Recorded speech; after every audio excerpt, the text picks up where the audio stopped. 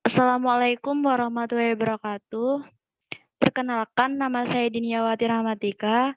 Saya perwakilan dari kelompok 2 yang nantinya juga akan mempresentasikan tentang hasil observasi kami petani di bidang perikanan yang menghasilkan tema analisis kebijakan harga produsen dan konsumen untuk bibit lele serta sudut pandang dari kebijakan pemerintah. Nah, sebelum kita masuk ke penjelasan materi, saya akan memperkenalkan terlebih dahulu tentang anggota kelompok kami. Yang pertama ada Devinda Alia Rizky, lalu ada Fakih Alamsyah Putra, kemudian saya sendiri, lalu ada Rijalul Atkia, ada Rahma Aprilia, ada Muhammad Aditya Muzaki, dan ada Muhammad latar belakang.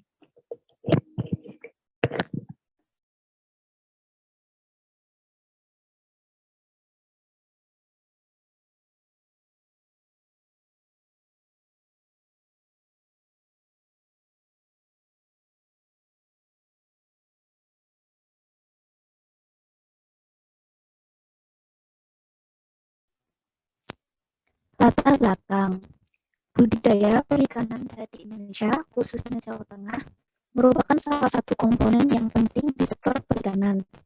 Hal ini terkait dengan menunjang persediaan pangan nasional atau ketahanan pangan, menciptakan lapangan pekerjaan, dan meningkatkan pendapatan. Budidaya perikanan tersebut secara tidak langsung mendukung pertumbuhan ekonomi pedesaan. Salah satunya adalah budidaya ikan lele. Dikutip dari Direktorat Jenderal Perikanan Budidaya 2014 dan Merica 2015 bahwa menurut Suarez, permintaan ikan lele mengalami peningkatan dari tahun ke tahun. Hal tersebut menyebabkan produksi ikan lele juga mengalami peningkatan. Produksi ikan lele nasional selama 2010 sampai dengan 2014 rata-ratanya meningkat sebesar 35% per tahun, yakni pada tahun 2010 sebesar 270.600 ton dan meningkat pada tahun 2014 sebesar 900.000 ton. Jika usaha perikanan yang dilakukan dapat dikendalikan dengan baik, pemerintah Kabupaten Magelang, Jawa Tengah bertekad menjadi sentra pembenihan ikan untuk membantu kebutuhan petani dalam membudidayakan ikan konsumsi. Selain itu, Pemkab Magelang terus berusaha meningkatkan produksi ikan konsumsi dan pada 2014 produksinya mencapai sekitar 15 ton. Nah, konsumsi ikan di masyarakat ini terus meningkat karena harga daging yang mahal, maka kebanyakan masyarakat beralih untuk mengkonsumsi ikan. Next.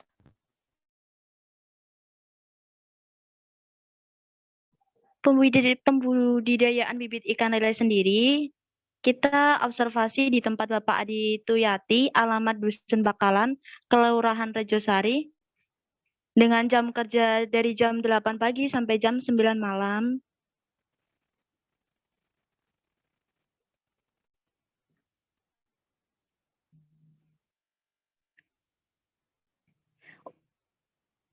Bisa langsung di next.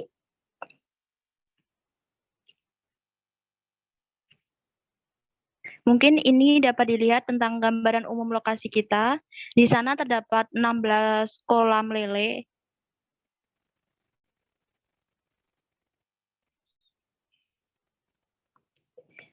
Sejarah. Awal mula, penjualan bibit benih didirikan pada tahun 2010. Awalnya berjualan dalam rupa pembesaran lele selama 4 tahun dengan 2 kolam ukuran 2 kali 6 meter.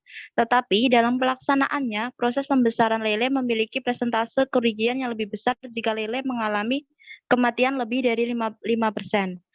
Setelah itu, Bapak Tuyanti memutuskan untuk melakukan usaha pembenihan lele dari tahun 2014 sampai 2018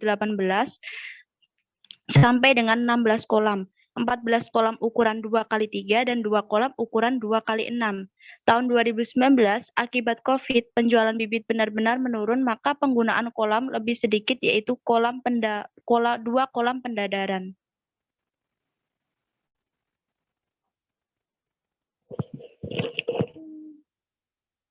Baik, untuk selanjutnya yaitu komoditas di bibit lele Bapak Tuyati. Nah, di komoditas ini Bapak Tuyati mempunyai 3 komoditas lele, yaitu yang pertama lele piton.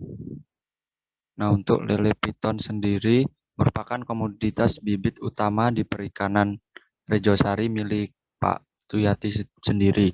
Dari indukan lele piton yang dikembangbiakan, kemudian dihasilkan bibit lele piton yang selanjutnya dijual belikan kepada konsumen. Yang kedua, lele sangkuriang. Lele sangkuriang juga mendampingi komoditas lain dalam pembibitan. Lele sangkuriang ini dijual belikan saat menjadi bibit, namun dijualnya saat sudah dewasa saja yang sudah siap dikonsumsi. Yang ketiga ada lele mutiara. Nah, selain lele piton dan lele sangkuriang sendiri, lele mutiara juga ditambah sebagai komoditas lain dalam pembibitan. Next.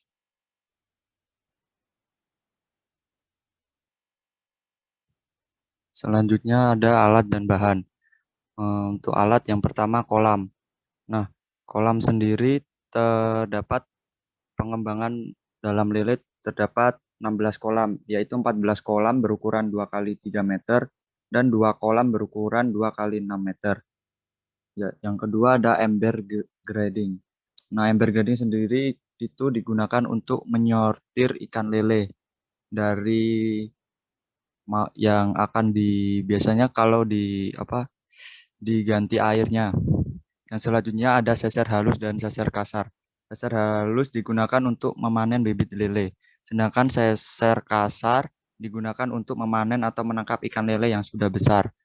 Yang keempat ada selang. Nah, selang ini digunakan untuk mengisi air kolam atau saat menggantinya itu. Yang terakhir yaitu filter air. Filter air sendiri digunakan untuk mengurangi amonium dalam air. Yang selanjutnya ada bahan. Nah, bahan sendiri ada 3. Yang pertama indukan lele. Indukan lele dalam pembibitan dibutuhkan terlebih dahulu. Dalam bibit lele di desa Rejosari, indukan utamanya yaitu lele piton. Yang selanjutnya air. Pengairan yang digunakan di bibit lele desa Rejosari yaitu sumur bor sebanyak 3 buah. Yang terakhir adalah pakan. Nah, pakan ini yang digunakan dalam bibit lele yaitu cacing sutra dan pelet. Next.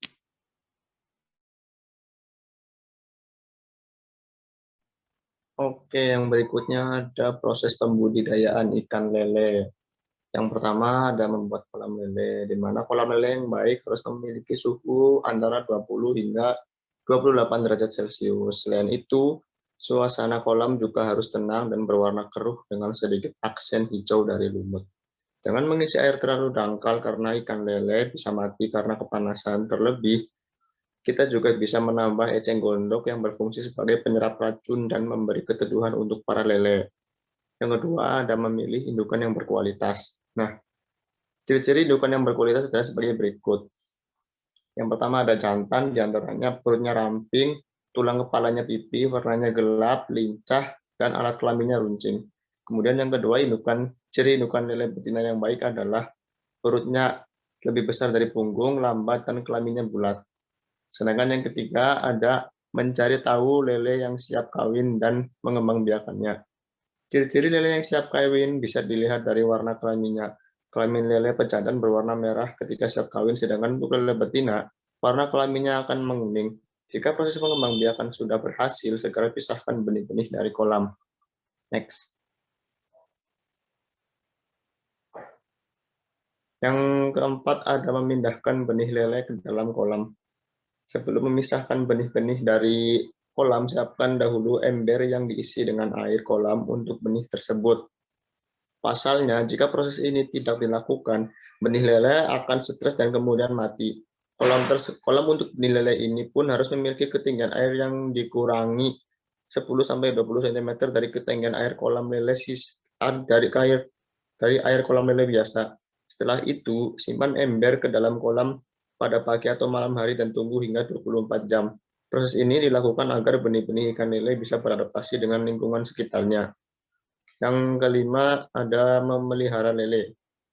Memeliharakan keberhasilan kolam adalah salah satu kunci untuk mencapai budidaya ikan lele yang sukses. Selain itu, jangan lupa untuk memberikan pakan yang berkualitas untuk para ikan lele.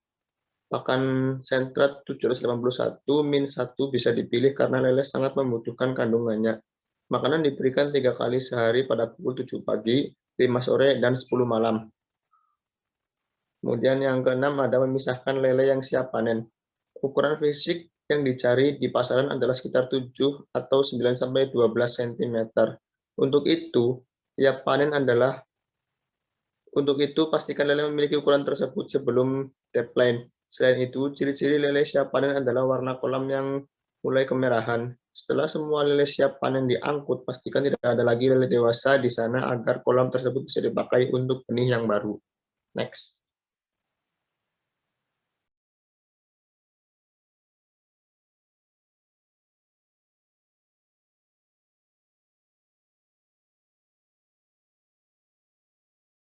Selanjutnya ada target dan hambatan. Nah, untuk targetnya sendiri yaitu para pembeli bibit hanya berasal dari Magelang hingga Temanggung saja. Karena hal ini bibit yang terbatas. Selanjutnya yaitu hambatan.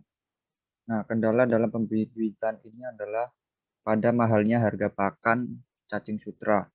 Jadi untuk mengurangi resiko Bapak Tuyati ini hanya melakukan pembibitan dengan skala bisnis yang sedang. Next. Selanjutnya ada permintaan dan penawaran. Permintaan, para petani membeli benih lele dengan ukuran 3, 5, dan 7 cm. Selain itu, faktor musim mempengaruhi seperti Ramadan, permintaannya menurun. Begitu juga saat awal-awal pandemi, sepi permintaan. Di sisi penawarannya, penawaran dilakukan langsung ke petani dengan harga yang sudah pas, karena sudah ada kesepakatan bagi penjual benih.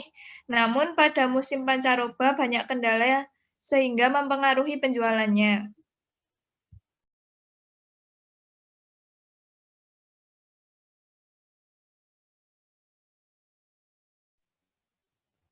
Selanjutnya adalah kebijakan harga dari produsen dan konsumen.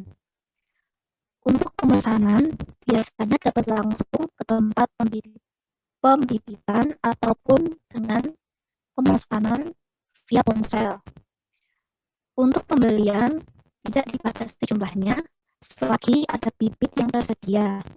Dan untuk pembelian di atas 4.000 bibit, jika pembeli tidak bisa membawa ke lokasi, dapat diantarkan oleh Bapak Adi sesuai dengan permintaan. Kemudian harga bibit lele itu sama untuk semua jenis lele, namun harganya berbeda dengan beberapa ukuran. Di antaranya yaitu untuk ukuran 4 cm adalah Rp110 per ekor, dan untuk ukuran 6 cm adalah Rp150 per ekor. Permintaan dan penawaran untuk bibit lele di tempat ini tidak tergantung oleh harga pasar. Penetapan harganya pun sama, tidak tergantung oleh musim ataupun faktor lainnya.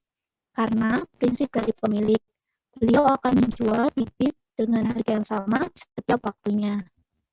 Next. Kebijakan harga dari pemerintah. Kebijakan pengembangan budidaya lele dipengaruhi oleh faktor permintaan, produksi, dan pasokan ikan dari luar daerah. Kebijakan yang diperlukan untuk pemenuhan produksi ikan di Magelang antara lain perluasan lahan budidaya dari lahan-lahan potensial di beberapa daerah yang memenuhi kriteria untuk budidaya. Dalam jangka pendek, pemenuhan kebutuhan lokal dengan pasokan lele dari luar daerah tidak dapat dihindarkan.